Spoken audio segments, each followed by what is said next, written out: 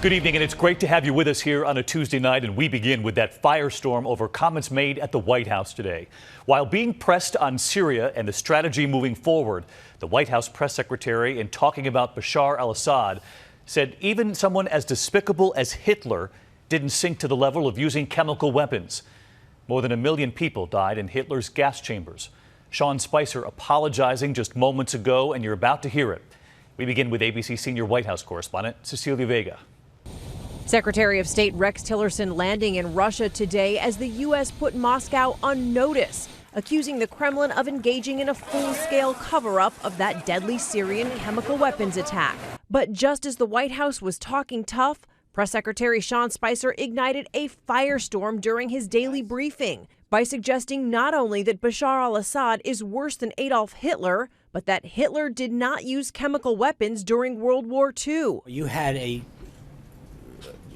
someone as despicable as Hitler, who didn't even sink to using chemical weapons. So you have to, if you're Russia, ask yourself, is this a country that you and a regime that you want to align yourself with? More than 1 million people died in Hitler's gas chambers. At one point, as many as 6,000 Jews a day in Auschwitz alone. More than 11 million people altogether killed in the Holocaust. Spicer tried to explain. Thanks. I just want to give you the opportunity to clarify something you said that seems to be gaining some traction right now. Quote, Hitler didn't even sink to the level of using chemical weapons. What did you mean by that? I think when you come to sarin gas, he was not using the gas on his own people the same way that Assad is doing. I mean, there was clearly, I understand your point. Thank you. I'm just giving you a... Thank you. I appreciate that. There was not he brought him into to the Holocaust Center. I understand that.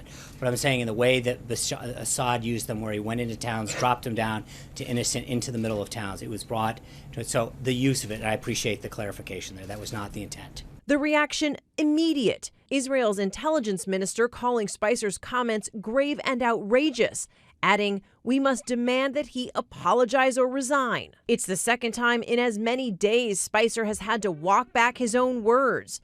On Monday, he seemed to shift the administration's so-called red line on Syria, saying it's not just the use of chemical weapons that would prompt the United States to take military action. If you gas a baby, if you put a barrel bomb in to innocent people, I think you will see a response from this president. Human rights groups say Assad's regime dropped nearly 13,000 barrel bombs last year alone.